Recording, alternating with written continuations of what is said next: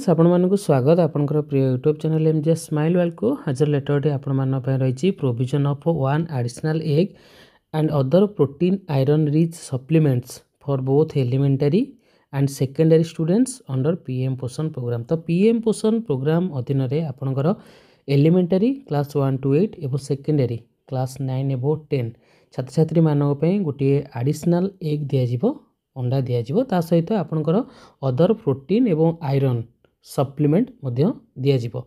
तो देखो आपणकर लेटरटी government of Odisha school and mass education department तरफ लेटर नंबर रही 8830 डेट रही 25/3/2025।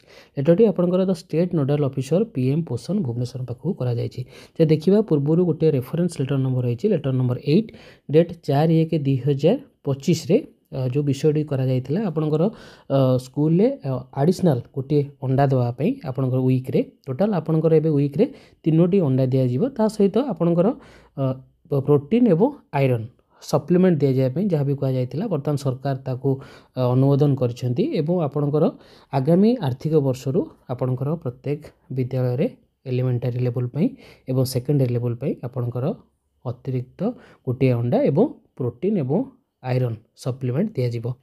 जो देखा आपनकर टोटाल बजेट 372.80 करोड़ आपनकर आगामी आर्थिक वर्ष एस्टिमेट करा जायछि। होप आज वीडियो आपण माने भी इनफॉर्मेटिव थिबो। जदि वीडियो आपण भल लागे वीडियो लाइक करिवे, शेयर करिवे, हम चैनल सब्सक्राइब करिवे। धन्यवाद।